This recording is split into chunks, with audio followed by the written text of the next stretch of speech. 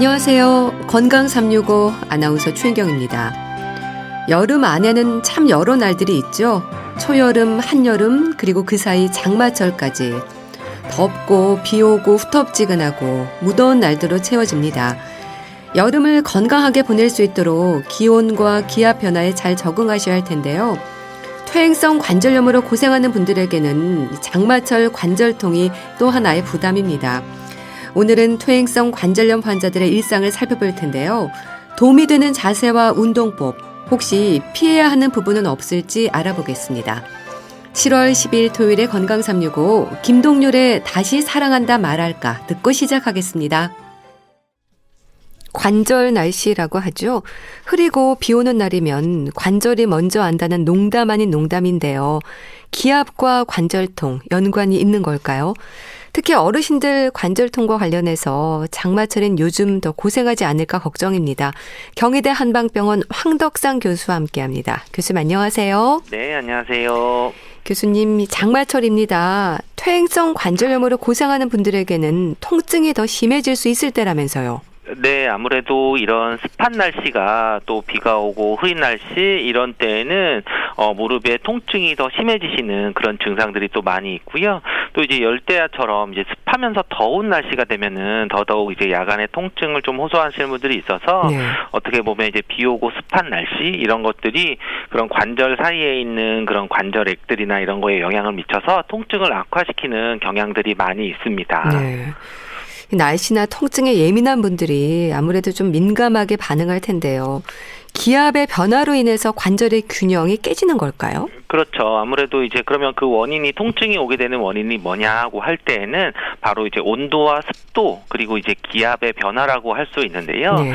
우리 이제 기압의 변화라면 좀 막연하게 잘 이해가 안 될 수 있는데 우리가 이제 장마철처럼 비가 많이 오면은 왠지 하늘이 좀 이렇게 내려앉아 있는 듯한 거 있고 또 맑은 날에 보면은 하늘이 굉장히 높게 되어 있는 것처럼 보이게 되는데 네. 바로 이제 그렇게 비 오고 장마철에는 이제 기압이 떨어지게 되면서 상대적으로 우리 무릎에 있는 관절에는 이렇게 강으로 이제 공간이 있어서 그게 네. 액체로 차여 있는데 그 강에 있는 그 외부의 기압이 낮아지니까 관절 강 내부 자체의 압력은 높아지고 이 관절이 팽창하게 되게 됩니다. 그러다 보면 이제 관절이나 또는 그런 활액막이나 이런 것들을 좀 자극을 받으면서 이제 옆에 있는 인대들이 더 늘어나게 되면서 통증이 더 심해지는 그런 악화되는 수근을 볼 수 있고 네. 이렇게 되면은 당연히 뭐 혈액순환도 안 좋아지고 또는 어떤 그런 여러 가지 순환들이 좀 나빠지기 때문에 통증이 오는 것들이 기압과 밀접하게 연관이 있을 수 있습니다. 네. 그럼 실제로도 습도가 높을수록 관절염 환자들의 부기라든지 하는 부분에도 차이가 생길 수 있습니까? 그렇죠. 우리가 뭐 습도라고 하면 그냥 단순히 이제 뭐 꿉꿉하다 그런 감정적이라고도 하지만 예. 사실은 우리 몸은 이제 그런 감각 신경과도 굉장히 밀접하게 다 분포가 되어 있는 부분이 있거든요. 그래서 우리 몸에 있는 관절 주변에 있는 근육이나 인대나 또는 신경이나 이런 것들이 단순히 어떤 뭐 통증이나 찌르거나 뭐 무리하는 것뿐만 아니라 감각 신경들의 그런 영향이 밀접하게 있을 때에는 온도 습도가 바뀌면은 이제 염증이나 통증을 유발하는 그런 상태들이 될 수 있습니다. 네. 우리가 관절이라고 하면은 어떻게 보면 이제 2개 이상의 뼈가 맞닿아 있는데 단순히 뼈만 생각하면 되는 게 아니라 그 사이에 있는 연골이나 또는 관절낭이나 또는 뭐 활액망이나 뭐 인대 힘줄 이런 것들이 다 밀접하게 연관이 되어 있는데 다 바로 이런 것들이 쿠션 역할을 하거나 마찰 방지 역할을 해야 되는데 이런 것들이 이제 습도가 높아지면서 뭔가 이제 환경도 바뀌고 화학적으로 구조도 바뀌고 또는 기압 변화로 좀 눌리는 것들이 좀 바뀌었을 때는 오히려 염증도 생기게 되고 그런 것들 때문에 통증 그리고 심한 경우는 이제 뭐 붓는 것들도 같이 많이 나타날 수가 있습니다. 네. 그런 만큼 이 장마철 실내 습도와 기온을 적절하게 유지하는 게 관절을 보호하는 방법이기도 하겠어요. 그렇죠. 아무래도 우리가 이제 습한 날씨에는 뭐 제습기를 튼다든지 아니면 이제 뭐 에어컨을 튼다든지 해서 좀 너무 습하게 하지 않는 것들이 좀 중요하고요. 네. 그리고 또 덥다고 해서 에어컨이나 선풍기를 틀어서 너무 온도를 낮게 해도 이제 관절 쪽에 있는 통증을 좀 악화시킬 수가 있는데요. 그래서 보통 이제 습도는 뭐 한 50%에서 60% 정도 그리고 실내 온도는 뭐 한 26도에서 28도 정도 사이로 살짝 더운 느낌이라고 가지실 수 있는 게 오히려 통증이나 이런 것들은 좀 나을 수 있는데요. 막연히 이제 절대적으로 26도나 28도보다는 우리가 이제 좀 덥더라도 외부하고의 그런 온도 차이, 그러니까 실외와 내가 있는 실내 온도 차이가 5도 이상 나지 않게 네. 조금 이제 그런 정도로 온도를 좀 조절하는 게 오히려 이런 여름철에 그런 관절에 있는 윤활액도 굳지 않고 오히려 좀 뭔가 부드러우면서 운동들이 좀 될 수 있기 때문에 네. 그런 것들이 이제 온습도를 좀 맞추는 것도 중요합니다. 이건 어떨까요? 에어컨을 틀고 보일러도 작동시켜서 습도를 좀 낮추는 분들도 있더라고요. 네, 아무래도 우리가 통증이 있을 때에는 이제 크게 보면 두 가지로 볼 수도 있는데요. 한 가지는 이제 통증이 뭔가 염증이 생기거나 할 때는 염증이 있을 때는 이제 또 꼭 그 통증만 있는 것 뿐만 아니라 이렇게 부종도 있고 약간 열감처럼 이제 발열 증상들이 있거든요. 네. 그래서 이게 열감이 있으면서 많이 부으면서 아프다고 할 때는 오히려 냉찜질을 해주거든요. 결국은 이제 전체적으로 더워서 어떻게 보면 그런 거를 개선시켜주고 하기 위해서 에어컨을 틀지만 만약에 이제 열이 있다 그러면 냉찜질을 해주는 것과 같은 상황이 만들어주는 것이 좋고 네. 오히려 이제 열은 없고 이제 붓기도 없는데 관절 통증이 많이 있고 뭔가 좀 뻣뻣하고 할 때는 오히려 따뜻한 옴찜질을 해서 혈액순환을 좀 잘 해주는 것들이 좋거든요. 그러니까 이제 그런 관절염이나 그런 증상에 따라서 오히려 냉찜질의 개념과 온찜질의 개념이 두 가지가 다 필요하다는 걸 좀 이해하시면은 네. 그것에 맞춰서 좀 에어컨을 좀 조절하신다든지 아니면 이제 너무 습하고 꿉꿉할 때는 약간 이제 보일러도 살짝 그 조절을 해서 그런 온습도를 좀 맞추시는 게 더 좋습니다. 네. 그런데요, 이 퇴행성 관절염은 만성 질환이지 않습니까? 네. 나이 탓으로 생각해서요. 일단 뭐 그러려니 하고 참는 분들이 많으신 것 같아요. 그렇죠. 아무래도 이제 퇴행성이라는 것 자체가 이제 나이가 점점 들면서 악화되거나 아니면 나이가 들면서 자연스럽게 이제 오래 써서 사용을 오래 했기 때문에 이제 관절이 닳았다 뭐 이렇게 표현을 하기도 하는데요. 네. 그렇지만 이게 심해질 때는 굉장히 이제 삶의 질에 문제가 생기고 그리고 퇴행성이라는 것은 뭐 한번 진행이 되면은 점점 악화될 수가 있는 거거든요. 그렇기 때문에 이제 만약에 오늘 이렇게 퇴행성 관절염에 대해서 내용을 들으시더라도 만약에 통증이나 이런 것들이 증상이 약하면은 자가 관리를 좀 하시더라도 통증이 심해서 일상적인 생활에 좀 문제가 있을 때는 꼭 적극적인 치료를 받으시는 것이 중요하고 네. 아플 때는 치료하고 그리고 통증이 좀 줄면은 운동을 꾸준히 하면서 관리를 하고 이런 식으로 균형을 찾으셔야 이제 오래오래 아껴서 잘 쓸 수 있는 그런 관절 상태가 될 수 있습니다. 네. 근데 그렇게 나이도 원인이겠지만 비교적 젊은 분들에게도 퇴행성 관절염의 위험은 있다고 들었습니다. 그렇죠. 뭐 최근에 뭐 건강보험 심사평가원 자료도 보면은 뭐 2018년에서 19년 사이에 뭐 20, 30대 퇴행성 관절염 환자가 뭐 10,000명 이상씩 막 증가했다 뭐 이런 것들이 나타나는데요. 물론 이제 뭐 퇴행성 관절염 자체는 이제 그 이름 자체도 노인에게서 발병률이 굉장히 많은 것들이 나타날 수 있지만 오히려 저 젊은 사람에게도 이제 잘못된 자세로 있거나 또는 네. 뭐 운동을 하거나 해서 관절에 좀 무리가 가는 그런 뭐 운동이나 뭐 어떤 뭐 행동을 하거나 자세가 나쁘거나 했을 때에는 충분히 이제 뭐 젊은 사람에게도 젊은 나이에도 퇴행성 관절염이 나타날 수 있고요. 그렇지만 이제 그 퇴행성 관절염처럼 이제 통증이 관절이 아픈 그런 통증이 나타날 때에는 또 이제 주의를 하셔야 되는 게 보통 30에서 40대 젊은 층에서 나타나는 뭐 무릎이나 고관절 통증 중에는 류마티스 관절염 등이 또 있거든요. 네. 그래서 오히려 젊은 사람들에게는 류마티스 관절염이 많이 나타날 때는 이것은 또 꼭 그 진단을 받아서 좀 구별을 해서 치료를 받으셔야 되는 질환이기 때문에 오히려 그런 것들도 좀 확인을 해보셔야 됩니다. 또 비만한 분이나 여성들에게도 이 퇴행성 관절염 환자가 많다는 건 맞는 얘기인가요? 그렇죠. 아무래도 특히 이제 뭐 무릎이나 이런 부분 우리 몸에서 따지면은 무릎이 가장 이제 일을 많이 하는 거죠. 어떻게 보면 하중을 많이 받게 되는 게 무릎 관절인데 또 무릎 관절에는 보면은 옆에 무릎이 이제 잘록하기 때문에 근육들이 굉장히 얇게 지나가고 근육 자체가 별로 없게 되죠.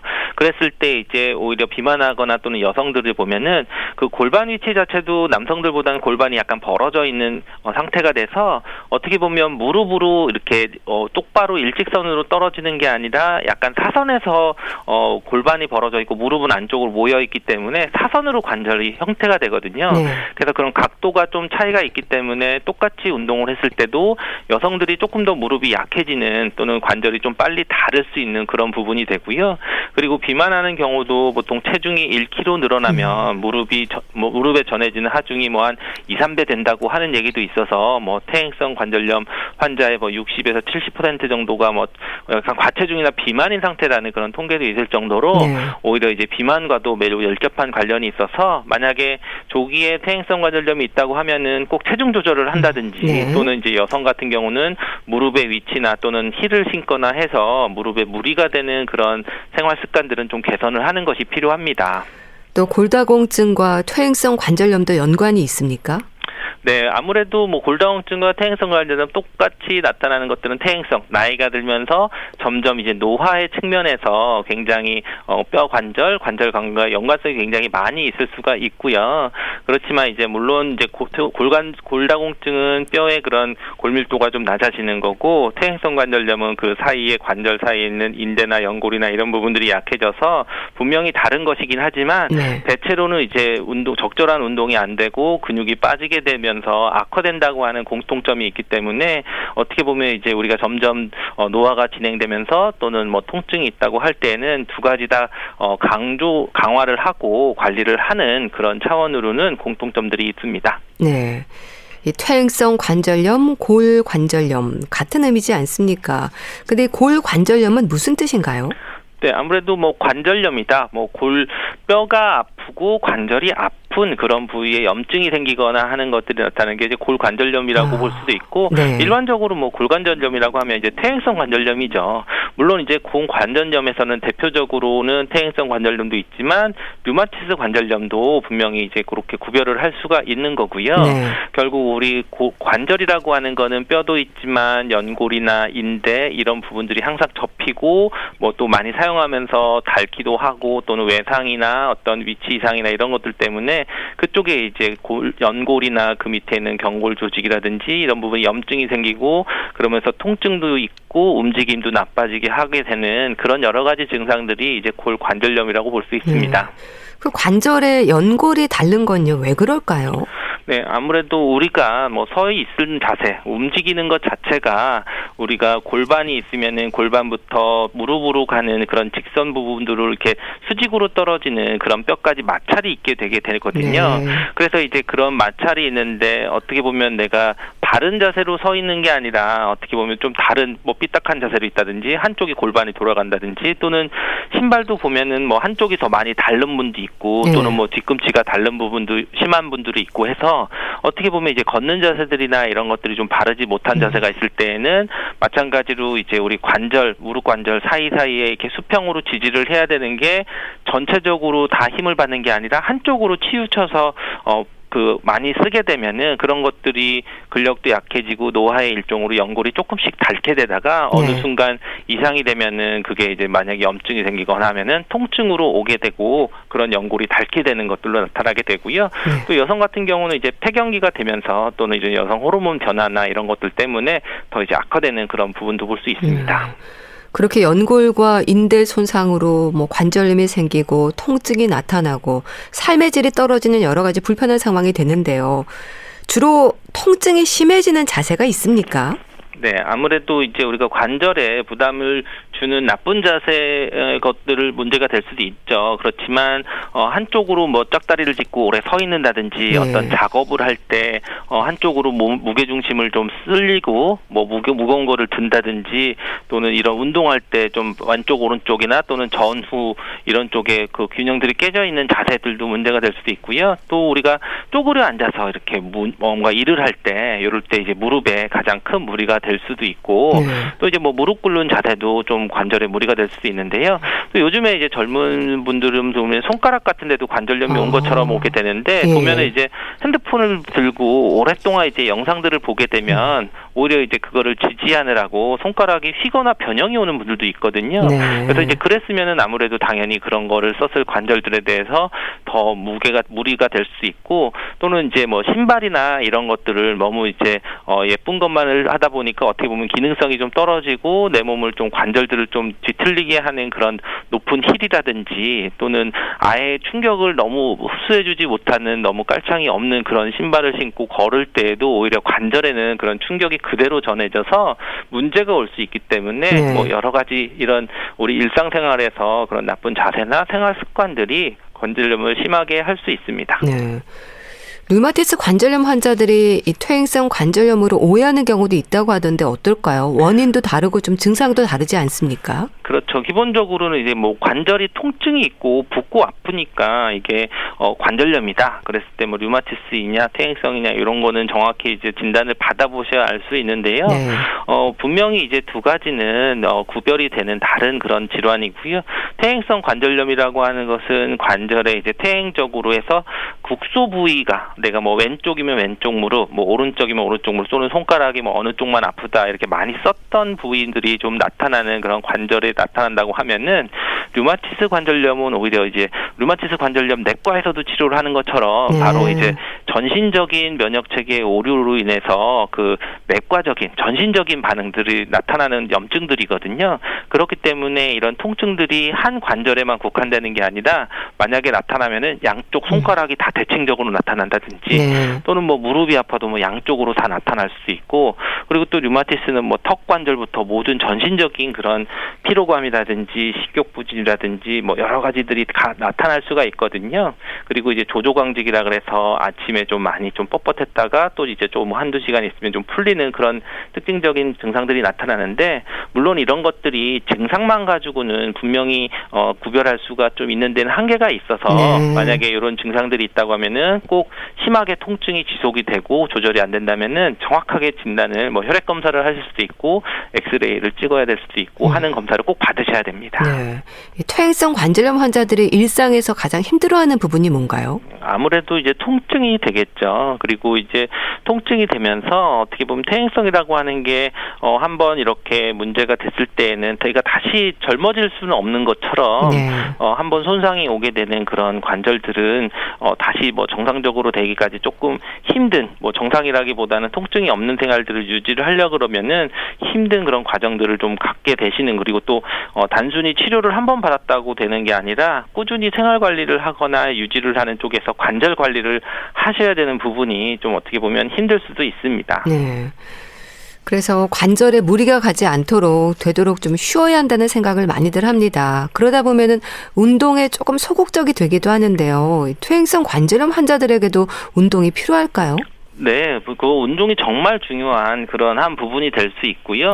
물론 이제 관절염이 심해서 염증 상태가 좀 심하고 뭐 열이 나고 할 때는 운동하는 게 힘들 수 있지만, 그렇지 않고 염증 상태가 좀 어느 정도 좀 잦아들었을 때는 운동을 하셔야만 퇴행성 관절염에 대해서 유지를 하면서 통증 없이 건강하게 살 수 있는데, 우리 몸에 있는 그런 관절이라고 하면은 단순히 이제 연골만 생각을 하시는데 그런 게 아니라 관절에는 옆에 잡아주고 있는 인대나 근육들이 있습니다.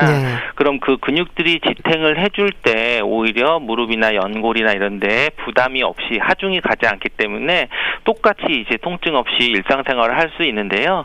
이 근육들을 조금 더 다르게 보면은 여러 가지 우리 감각신경체들이 있는데요. 이런 것들이 뭐 금방추, 뭐 골지, 섬유, 뭐 파치니안, 소체, 뭐 여러 가지 이런 것들이 있는데, 이런 것들을 고유 수용성 감각체라고 하는데, 이게 무슨 얘기냐면 운동을 했을 때 우리 몸이 신체 위치, 움직임 이런 것들을 더 좋게 한다는 거라서 이런 감각 운동을 했을 때 통증도 줄고 내 어떤 활동 능력도 좋고 삶의 질이 좋아질 수 있다. 그러니까 단순히 뭐 근력을 강화하는 것뿐만 아니라 우리 이런 게 통증 감각이나 이런 것들도 여러 가지를 개선할 수 있는 게 운동이라는 점에서 굉장히 중요합니다.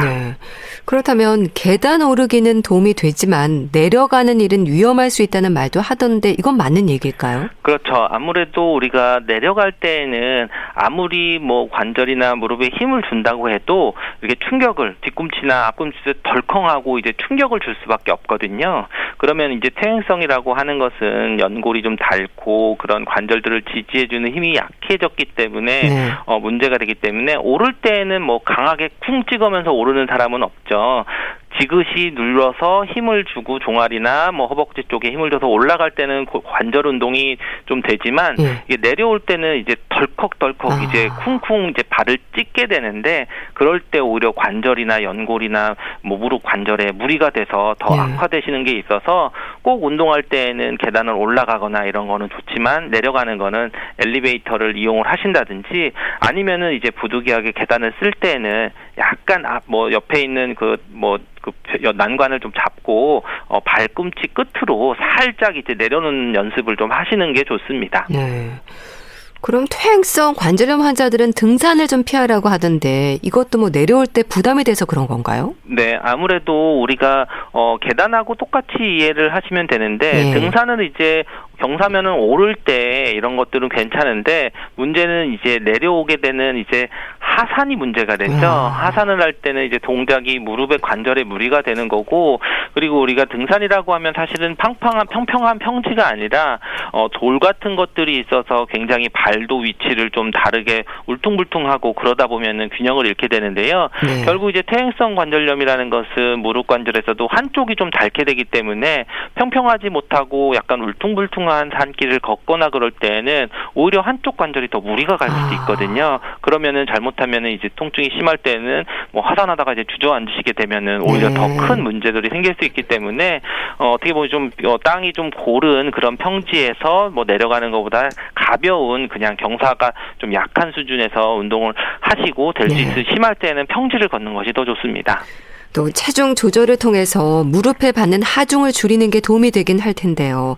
어떤 운동을 하면 좋을까요? 꾸준히 좀 하는 게 효과적일 텐데요. 네, 아무래도 뭐 관절염이라고 하니까 그 해당 관절 쪽에서 뭐 운동을 강화하는 거를 얘기를 많이 하는데요. 그거보다는 저는 이제 그런 기본적으로 체중을 감량하기 위해서는 유산소 운동을 또 해야 되는 부분이 있고, 근데 유산소 운동이라 그래서 무조건 걷거나 뭐 이러는 것보다는 우리가 누워서라도 그 아픈 관절, 예를 들면 무릎이 아프다 그러면 고관절을 더 운동을 해준다든지 또는 이제 손가락이 아프다 그러면 어깨 관절을 움직이든지 그 내가 아픈 관절보다 하나 더 위쪽에 있고 더 큰 쪽에 있는 근육들을 더 강화를 시켜주면서 꾸준히 하시면은 오히려 통증도 좀 예방이 되고 오히려 이어지는 그런 근육들의 그런 강화들의 효과를 통해서 통증 완화에 좀 도움이 될 수 있습니다. 네. 음식은 어떨까요? 관절 보호에 좀 도움이 되는 음식도 있을까요? 네, 뭐 관절 보호되는 음식들 뭐 가장 뭐 얘기 많이들 하시는 게 이제 뭐 불포화 지방산이 많은 그런 음식이다. 뭐 이런 것들이 뭐 염증과 통증 완화에 뭐 될 수 있다 얘기를 많이 하는데요. 어떻게 보면은 우리가 뭐 등푸른 생선이라든지 또는 뭐 마늘이나 뭐 양파 이런 것들을 올리브유 이런 것들도 얘기를 많이 하지만 또 우리가 뭐 과식을 한다든지 뭐 동물성이나 또는 인스턴트나 이런 패스트푸드나 이런 것들이 오히려 염증을 좀 악화시킬 수가 있으니까 오히려 이제 좋은 음식을 먹는 것도 중요하지만 염증을 악화시킬 수 있는 뭐 튀긴 거라든지 뭐 또는 뭐 그 단순당이 너무 들어가 있거나 뭐 가공육이라든지 이런 것들을 좀 피하는 것도 중요한 식습관일 수 있습니다. 근데 어르신들 중에는요, 관절염이 생기기 전에 그런 음식을 먹어야지 이미 관절염이 있는데 이제 와서 먹으면 무슨 소용이 있냐는 말도 하세요. 어떤 조언을 하시겠어요? 네, 우리가 뭐 퇴행성 관절염이라고 하는 것은 한순간 치료를 할 수 있는 것도 아니고 그리고 지금 있다고 해서 계속 유지가 되는 것도 아니기 때문에 사실은 이제 더 악화되는 거를 방지하려면 어떻게 보면 지금이 제일 중요한 시기일 수 있고 지금도 관리를 하시는 게 또 내년이나 내후년에 있는 내 관절 건강을 또 책임질 수 있는 부분이 있기 때문에 지금 상태에서라도 좀 신경을 쓰시고 관절 건강을 좀 챙기시라고 저는 꼭 강조를 하고 있습니다. 네. 또 여름에는 그저 밥에 물 말아서 오이지 하나면 된다고 말씀하시는 분들도 많은데요. 골고루 좀 잘 챙겨 드셔야 한다는 것도 기억을 하셔야겠네요. 그렇죠. 기본적으로는 우리가 관절들을 신경을 쓸 때 뭐 연골만 생각해서 뭐 콜라겐 뭐 이런 쪽만 생각하는데 그러지 마시고 실제로 관절을 유지하는데 내가 강화시킬 수 있는 거는 근육이나 인대들이기 때문에 단백질 섭취, 좋은 단백질 섭취도 굉장히 중요하고요. 그리고 또 고칼슘 식단들을 좀 섭취하는 것도 중요하고 기본적으로 우리가 뭐 해조류나 뭐 채소류도 좀 골고루 드시는 것들이 굉장히 중요합니다. 또 장마철 걷기 운동에도 방해가 되는 날들이 많을 텐데요. 집에서 할 수 있는 스트레칭이 좀 필요할 것 같습니다. 무릎 건강에 도움이 되는 운동법 몇 가지만 소개해 주세요. 네, 기본적으로 우리가 서 있을 때 집에서 할 수 있는 것 중에 한쪽 다리로 서 있는 운동들을 조금 하는 게 좋은데요. 물론 이제 그 서 있는 능력, 균형 감각에 따라서는 좀 무리가 되시면은 옆에 의자를 두거나 벽을 잡으시고 한쪽 무릎으로 가볍게 이제 뭐 뭐 한 30초에서 1분 정도 서 있는 것들을 하시는데 네. 이럴 때 무릎에 힘을 준다고 생각하지 마시고 골반 쪽에 힘을 줘서 전체적인 균형을 잡으신다고 생각하시는 것도 좋고요. 그리고 우리가 발꿈치나 발가락으로 걷는 운동을 조금씩 하시는 게 좋습니다. 네. 그래서 무릎을 물론 이거는 강하게 많이 하는 것보다는 내가 가볍게 발가락으로 들어서 던질 수 있느냐 또는 뒤꿈치 쪽으로만 가볍게 걸어서 내가 균형을 잡을 수 있느냐 이런 것도 중요하고요. 네. 그리고 이제 뭐 바닥에 어떤 뭐 밸런스 볼이라든지 좀 푹신푹신한 쿠션들을 좀 깔아놓고 그 위에 서서 중심을 잡기를 할 때 오히려 코어나 근육들을 전신적으로 쓸 수 있는 부분들이 있거든요. 네. 이런 것들도 집에서 이렇게 하신다고 하면은 뭐 큰 무리가 되지 않으면서도 관절들의 뭐 다양한 근육들을 좀 쓸 수 있고 강화시킬 수 있는 방법이 될 수 있습니다. 네, 알겠습니다. 자, 오늘은 관절통과 관련한 말씀 들었는데요. 경희대 한방병원 황덕상 교수와 함께했습니다. 말씀 잘 들었습니다. 감사합니다. 감사합니다. KBS 라디오 건강365 함께하고 계신데요. 장나라의 나도 여자랍니다. 듣고 다시 오겠습니다.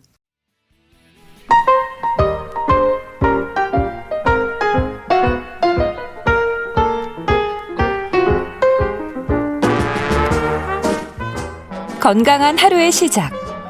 KBS 라디오 건강365 최윤경 아나운서의 진행입니다.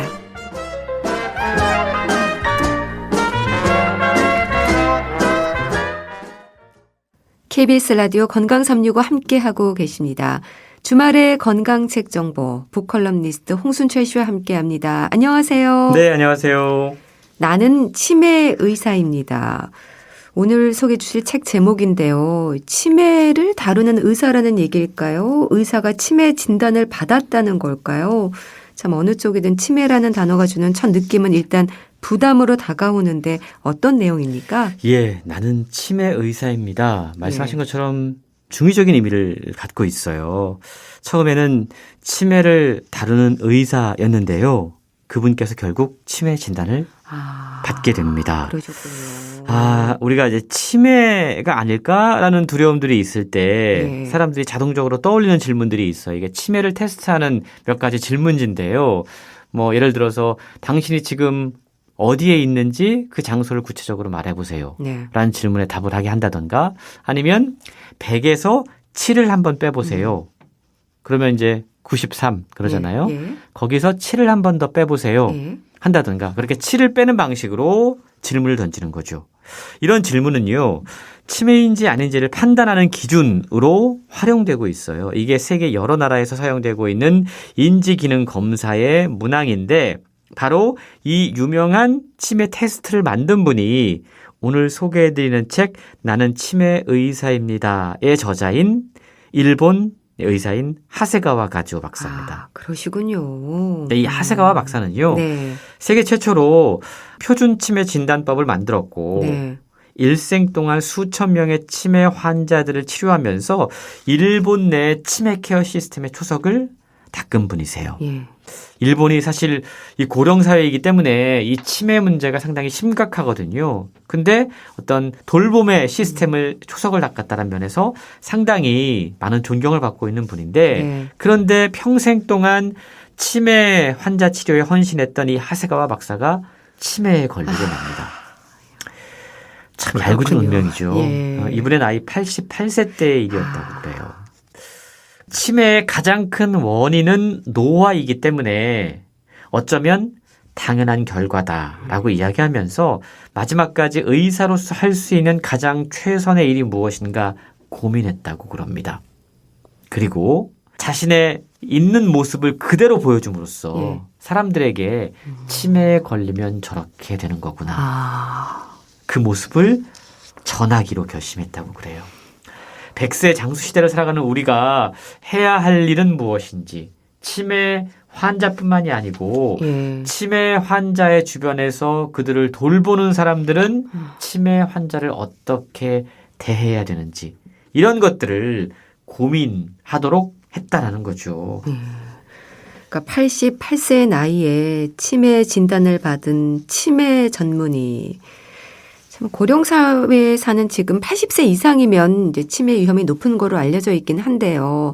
이렇게 치매와 더불어 사는 삶, 저자는 어떤 생각을 하신 걸까요? 예, 사실 뭐 치매, 알츠하이머 그 원인이 반드시 노화만이 아니라는 것이 최근 밝혀지고 있긴 하죠. 그런데 가장 주된 원인은 어쨌든 노화라고 그럽니다.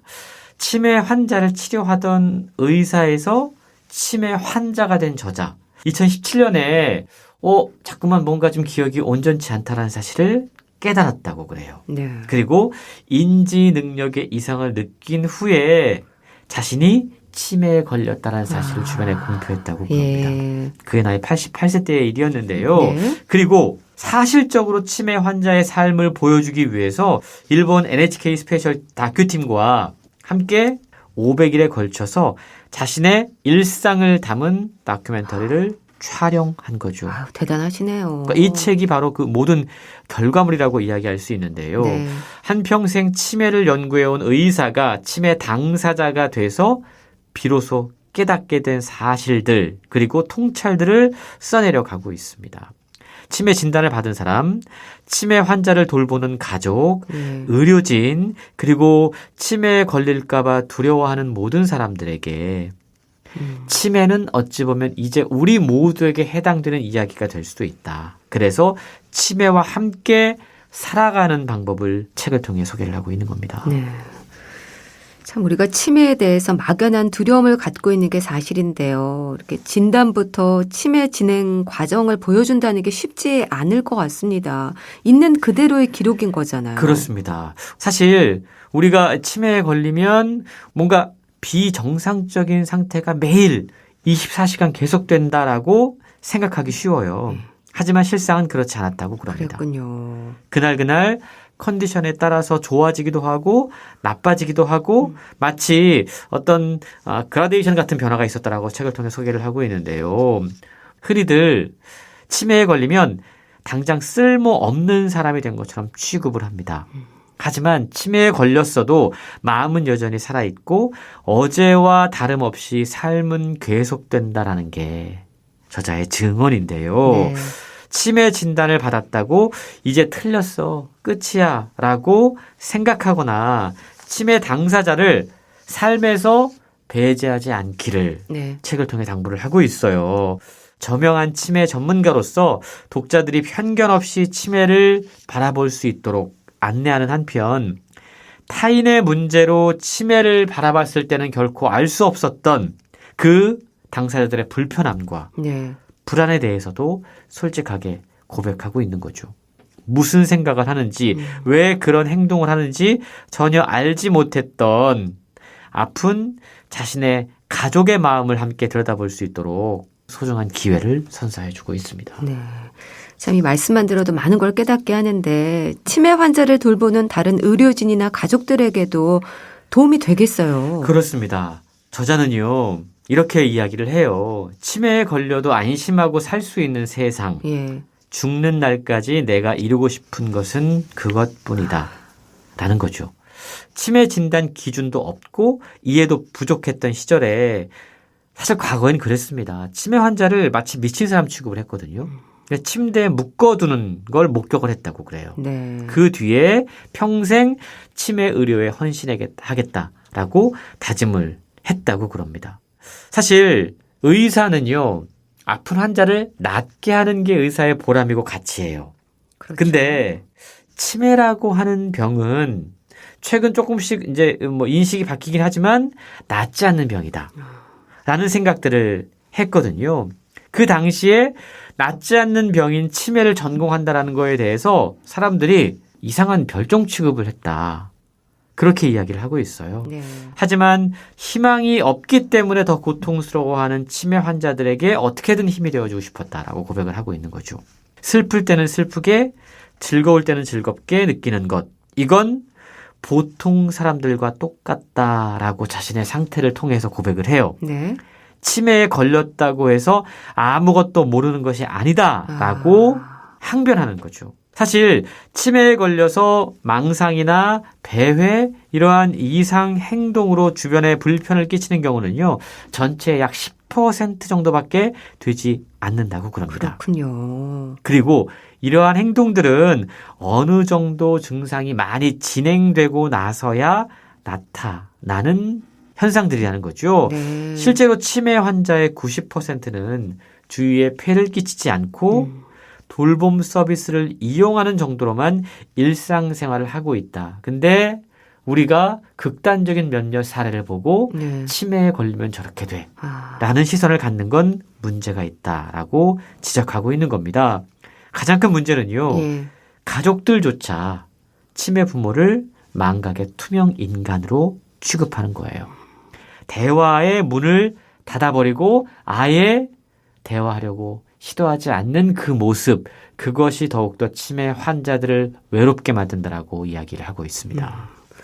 근데 또 가족들 입장에서도 어떻게 도와야 하고 또 함께 생활해야 할지 경험이 없기 때문에 당황스러울 것 같긴 합니다. 그렇습니다. 그 부분에 대한 뭔가 좀 사회적인 제도라든가 교육들도 필요하다라고 이야기를 하고 있는데요.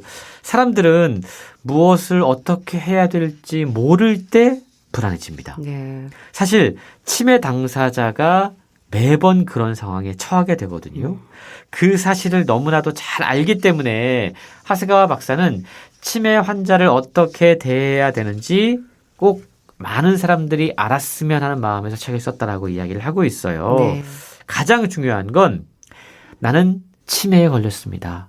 나는 치매입니다. 라고 주변에 말할 수 있는 사회 분위기가 마련되어야 된다. 라고 강조합니다. 치매라고 말할 수 있는 사회 분위기가 마련돼야 그렇습니다. 한다. 예. 그리고 주위 사람들도 평소와 다름없는 태도로 치매 당사자들 받아들여줄 수 있어야 한다라는 그렇네요. 거죠.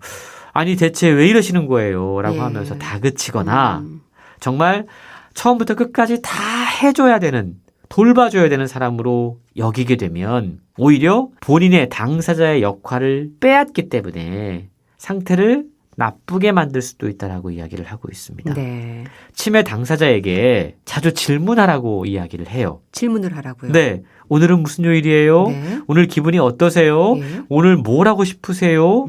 라고 물어보라는 겁니다. 이게 본인이 치매 환자가 돼 보니까 가장 필요한 질문들이다라는 걸 깨닫게 됐다라는 거예요. 보통 누군가가 치매에 걸리게 되면 그 사람의 모든 결정권을 빼앗습니다. 예. 그냥 이렇게 하세요. 라고 일방적으로 결정을 해요.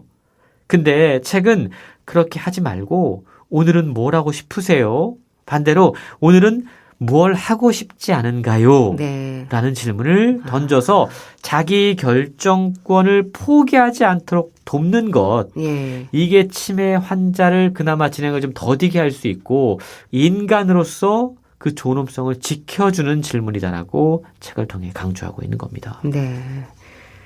고령 사회에서 이 치매는 더 이상 남의 문제가 아닙니다. 내 부모 또 나의 일일 수도 있다는 생각을 하면 치매를 좀 더 깊이 들여다보는 관심이 생기지 않을까 싶어요. 그렇습니다. 불편하지만 불행하지는 않습니다. 이 문장은요, 오늘 소개해드리는 책은 2명의 저자가 함께 썼어요. 네. 앞서 소개해드렸던 그 하세가와 가조, 이분은 이제 치매 의사였다가 치매 환자가 된 분이시고, 예. 또 이노쿠마 리스코라고 이분은 저널리스트입니다. 신문 기자이기 때문에 그 상황을 보다 객관적으로 서술을 했는데요. 치매 환자는 주위 사람들이나 사회가 보여주는 관용과 포용력의 유무 또는 정도를 비춰주는 거울이다. 이런 존재다라고 이야기합니다. 네.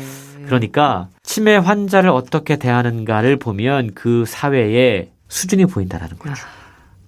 그렇네요. 포용력이 보인다라는 거죠.